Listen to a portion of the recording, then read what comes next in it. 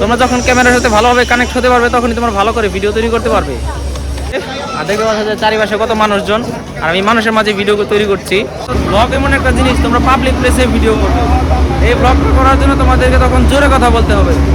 2025-এ যারা ইউটিউবার আছো, বিশেষ করে ব্লগার, আজকের ভিডিওটা তোমাদের জন্য। আজকে আমি তোমাদের দেখাবো যে কীভাবে মানুষের মাঝে গিয়ে ভিডিও করতে হয়, এবং আজকে আমি তোমাদের কিছু নিয়ম বলবো। সেই নিয়মগুলো যদি তোমরা ফলো করো তাহলে আমি শিওর তোমরা যারা নতুন আছো ইউটিউবে, তাদের এই 2025 সালে ইউটিউব জার্নি শুরু করতে পারবে। সো ভিডিও শুরুতে বলে রাখি, তোমরা যদি আমার ভিডিও প্রথম দেখে থাকো তাহলে প্লিজ ভিডিওতে একটি লাইক করে দিও এবং এই ভিডিওটি শেয়ার করে দিও, অন্য বন্ধুদের দেখার সুযোগ করে দিও।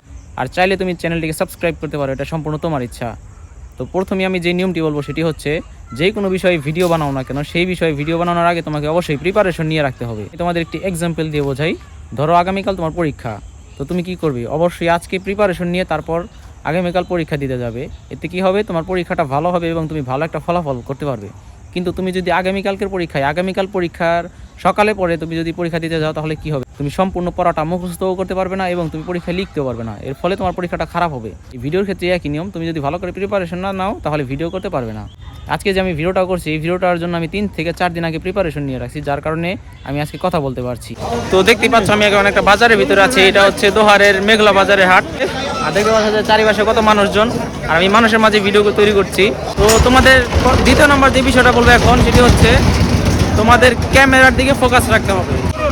তো তোমরা যখন ক্যামেরার সাথে ভালোভাবে কানেক্ট হতে পারবে তখনই তোমরা ভালো করে ভিডিও তৈরি করতে পারবে। আর তৃতীয় নম্বর যে বিষয়টা আমি এখন তোমাদের বলবো সেটি হচ্ছে, ভয় আর লজ্জা এই দুইটা একদম সম্পূর্ণ ত্যাগ করে দিতে হবে। 4 নম্বর বিষয় হচ্ছে, তোমাদের কথাটা একটু জোরে হতে হবে। ব্লগ এমন একটা জিনিস, তোমরা পাবলিক প্লেসে ভিডিও করবে। এই ব্লগটা করার জন্য তোমাদেরকে তখন জোরে কথা বলতে হবে।